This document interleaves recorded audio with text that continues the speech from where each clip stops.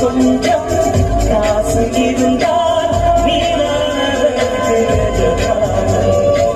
கழுத்து வரைக்கும் காசு இருந்தால் அதுதான் உனக்கு எஜமானம்.